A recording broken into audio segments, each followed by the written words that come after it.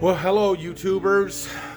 This is Steve, MX Dad, and I've got a video today on a Lexus RX300. Anyway, the problem that we're having with it is that heat's on the passenger side and not on the driver's side, and it doesn't heat very well. I've tried a lot of things. I've checked the little actuator, door actuators, the blend door actuators, and everything's functioning fine there. I flushed the heater core, and I wouldn't say that it necessarily helped. I did get some stuff out of there, but I still get completely cold air out of the driver's side vents.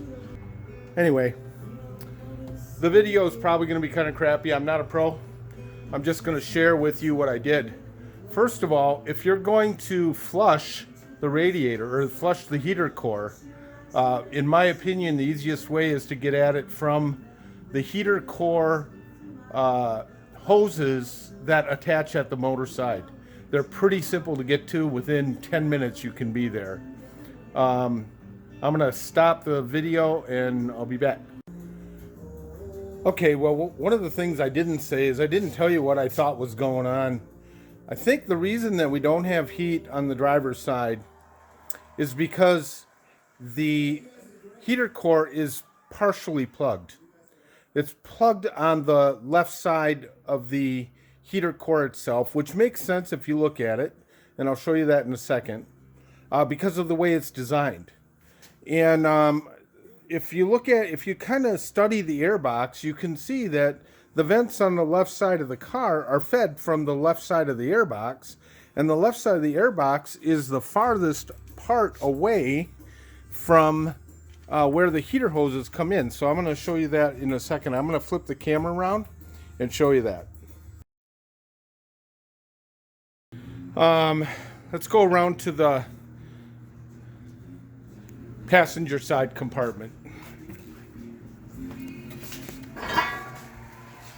Okay, I'm in the passenger side compartment. There's a lot of videos on the blend doors for this car, so I'm not going to show you how to take off the glove box and all that. It's pretty simple. But the heater core is that guy right there. It's got those two aluminum. They go up behind the dash, and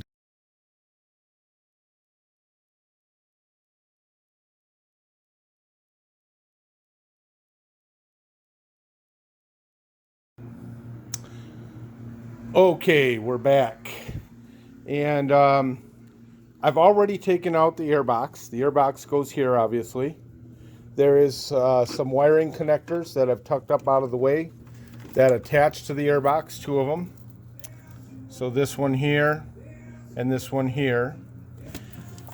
Those, and then there's a hose that also attaches to the airbox. All right.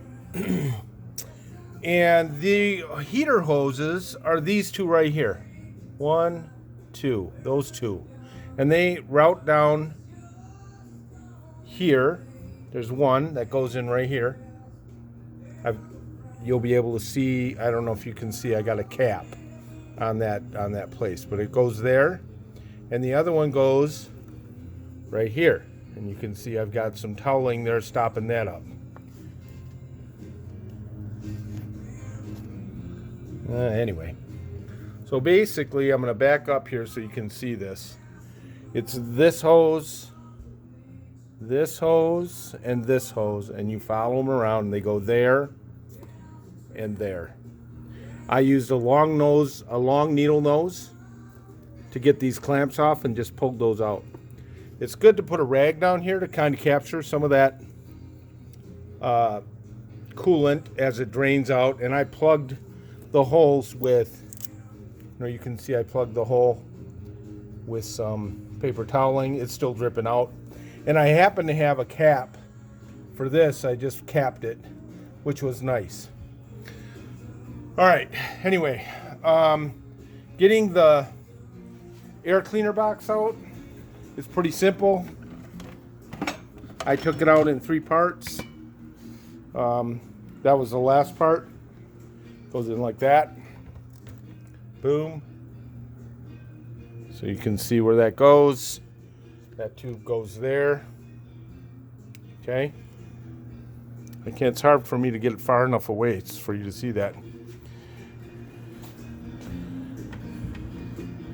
And then the air box itself has some screws in the bottom.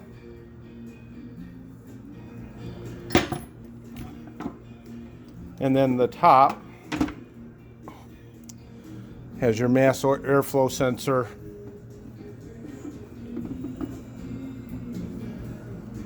Right there's where those connectors go. Right there, there, and that hose. So there's three things that have to be connected back up to that. Hose, wire, wire. So you go over here. Yeah, I've got them tucked up here, but I'll bring those out. Wire, wire, and then the hose. And that hose, you can see where it goes. It's that hose there. Okay, good enough. I'm not going to go back any further. Okay, you take your air compressor and blow it out.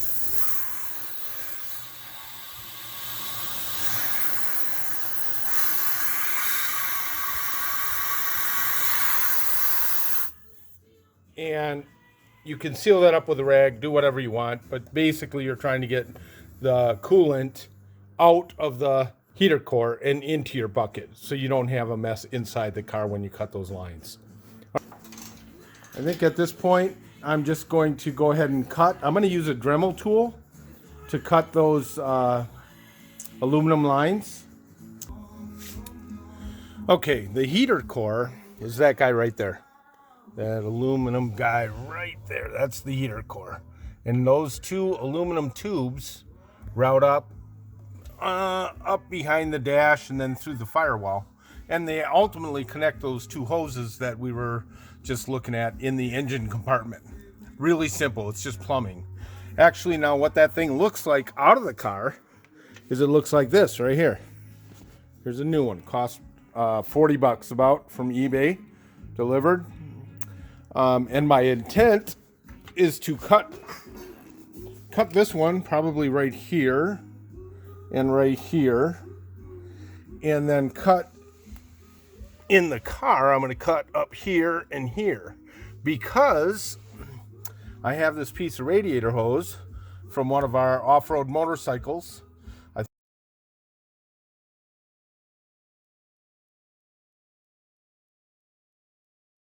My intention is to cut it right here and use one half of it for one of the lines and one half of it for the other part of the line. So I'm going to use, it's going to basically go in there like that. You can see that. And what I'll do is I'm not going to show you all of this. I'm going to just cut it, and I'm going to use a Dremel tool to cut the tubes where I feel like they need to be cut. This part here, you can watch. It actually moves. See that? It's just going to slide right out. And I'm going to slide it out after I cut it. I'm going to put the new one in. I'm going to put the hose clamps on. And God willing, that's going to solve my problem. And it will give us heat because we're expected to get like -0 degrees in a couple days.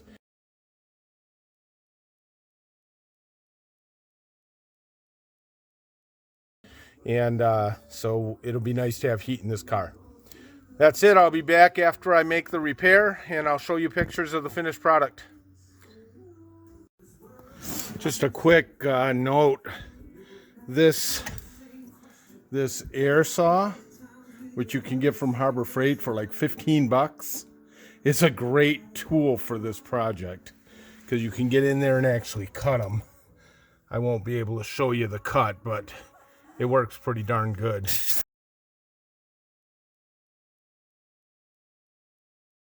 Okay, that cut took like 30 seconds, so not much, and you can see this thing just slides right out. I just probably have to rotate those guys down a little bit, and there it comes. Out she comes. Be interesting to cut that apart and just see. Okay, I'm in the midst, and you can see kind of how I got it going.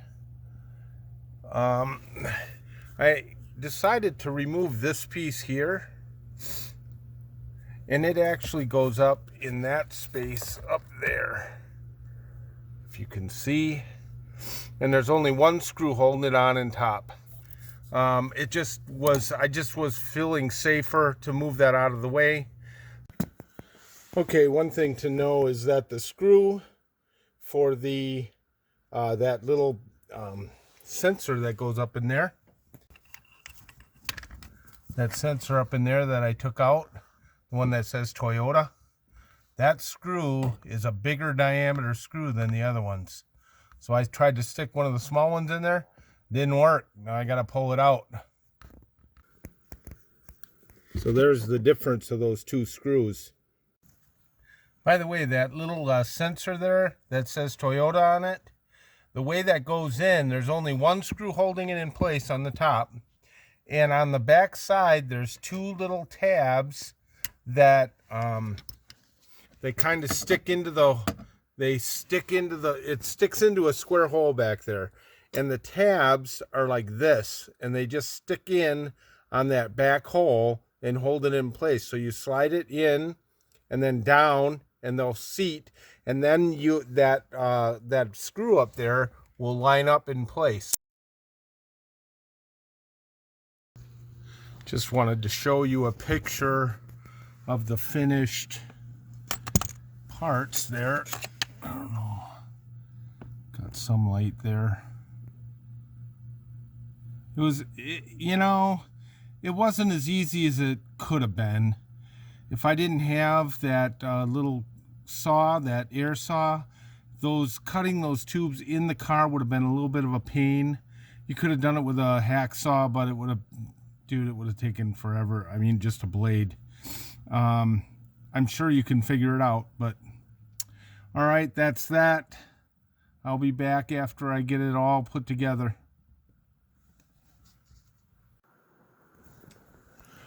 Okay, moving back around to the engine compartment now, since we have the inside all kind of tied up. I didn't put it all together. I'm not gonna until I make sure there's no leaks.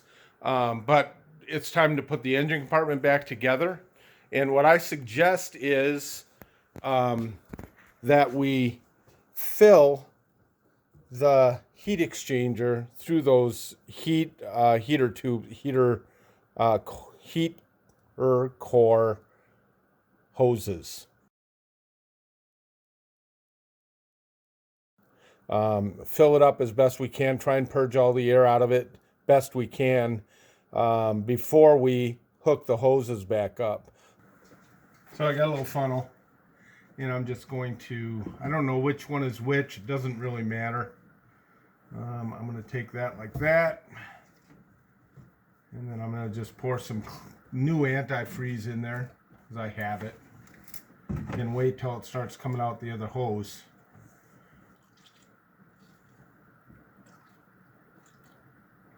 Do your coolant.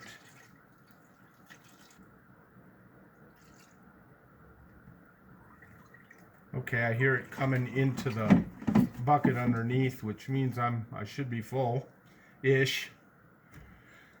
I'll let the rest of it bleed out with the system. That's fine with me. Alrighty. I'm gonna try and put these hoses back on. I did mark them top. I marked them top and bottom because one is higher than the other.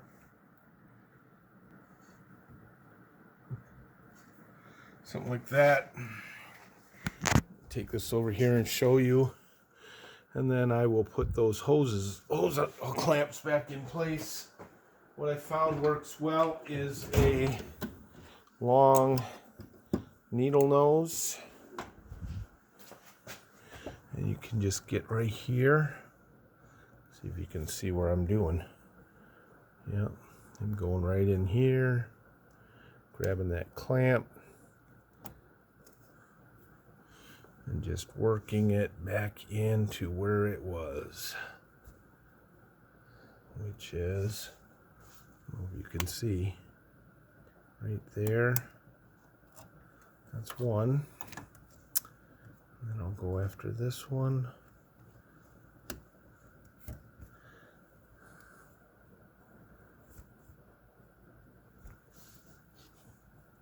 I know I'm really doing a crappy job on the videoing. I apologize.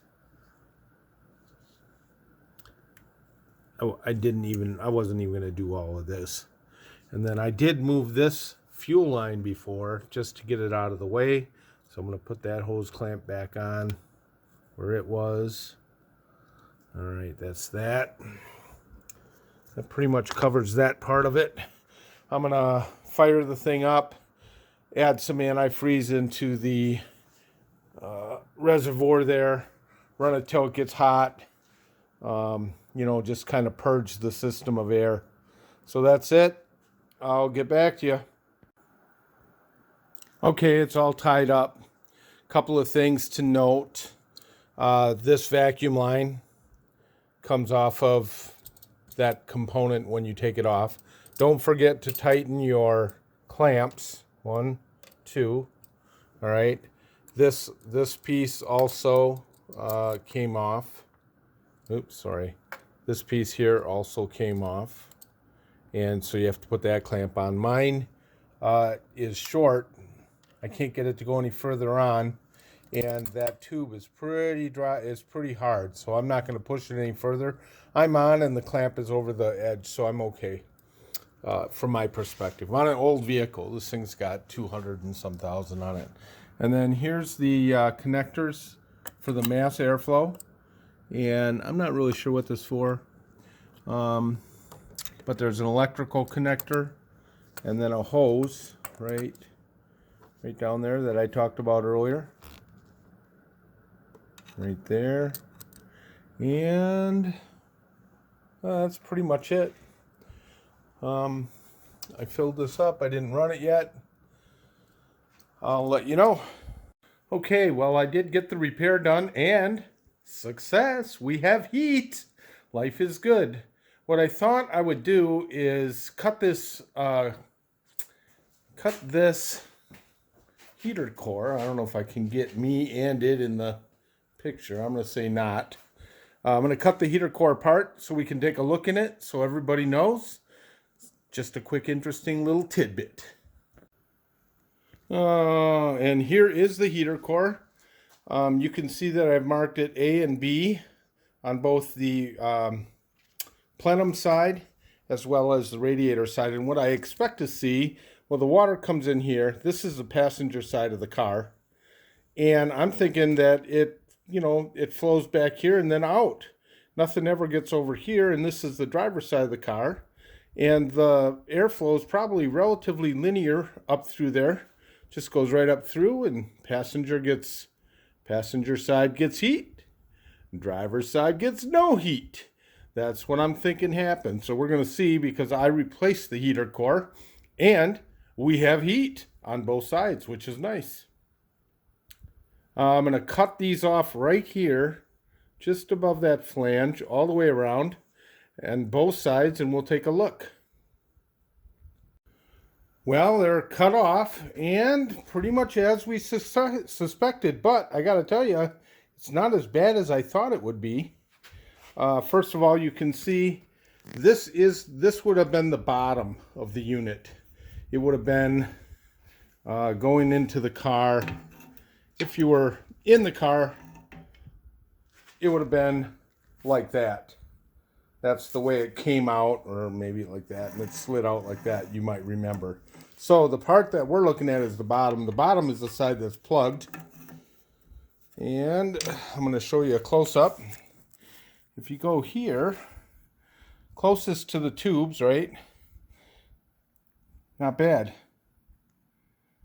Not bad. But as soon as we start getting over here, and now I'm about a third of the way, you can start seeing some pluggage. And then you get over here, and you can see a lot of pluggage. Now I'm about, at this point, that's probably 2/3 to where my finger is, maybe a little more. Some are open, but I'm guessing because there's a lot of passageway here, if there's any restriction over here, it's just going to take the shortest path. This is going to run right down there. I guess if I were going to do it, I don't know how I would do it different, but this seems to be a problem. Anyway, cheers, man.